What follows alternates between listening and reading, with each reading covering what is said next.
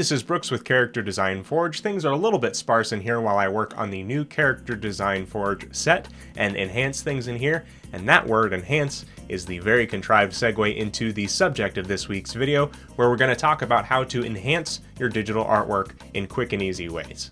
Sometimes you've got a great piece of art that you're almost ready to share or call done, but it feels like there's something missing from it. Now, usually on this channel, we go a little bit deeper into the craft and skill of art and character design. And while these tips won't turn a bad drawing into a good one, they can help the presentation quality of your work in just a few quick and easy steps. Now, note that I'm using the app Procreate in this video and Photoshop as well for demonstration purposes, but the tools and techniques in this video are available in almost every art app.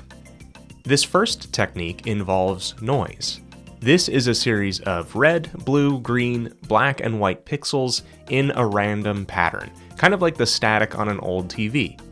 You can add noise over top your whole image, or just in a clipping mask over top your subject. We can convert this noise to just grayscale in Photoshop, or slide the saturation bar all the way down in Procreate.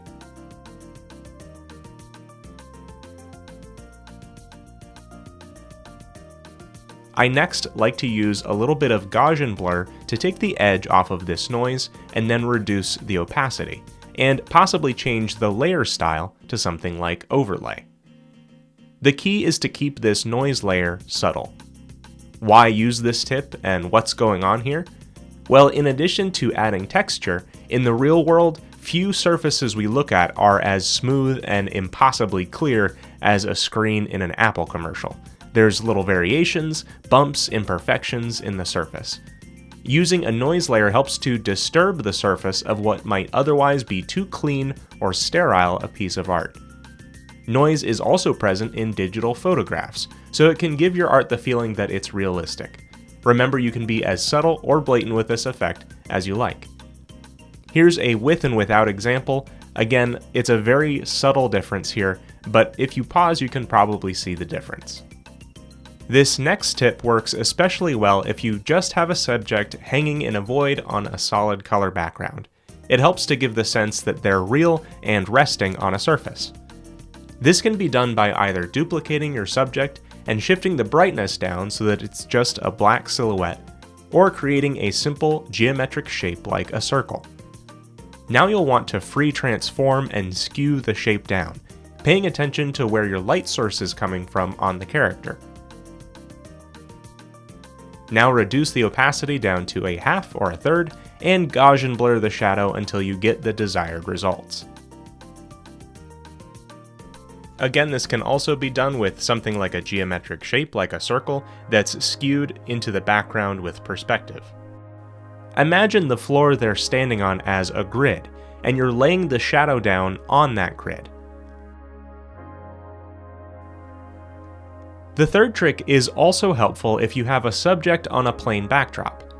You may not want to create a full scene that your character exists in, but it may help to apply the rules of composition to your drawing.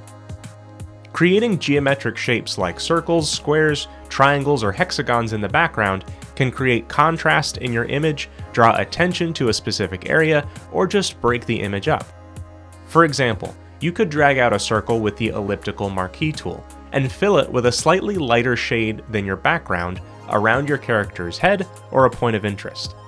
If you're trying to create an appealing image, remember composition principles like the rule of thirds.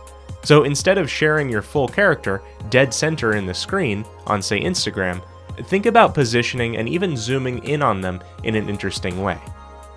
You could also, use an iconic cut pattern. It's up to you. Finally, you may want to create a backdrop for your character in a fast and easy way that still draws the attention to your subject. Once again, Gaussian blur will be our friend. Paint out a vague backdrop for your character, maybe working from a photograph if you'd like. Don't get too intricate with the details, as they more than likely won't be visible in the final product. Also, keep values in mind. Something I talked about in my color video, which I'll link below, is to not use colors or values that compete with your subject for attention. Now we simply use the Gaussian blur to create a depth of field or bokeh-like effect with your subject clear and crisp on screen.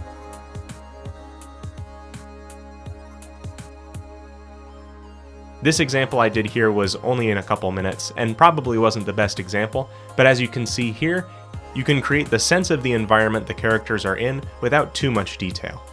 Of course, none of these tricks can replace a good, fundamental understanding of art and drawing, but they can help the presentation of your work when you're ready to share it.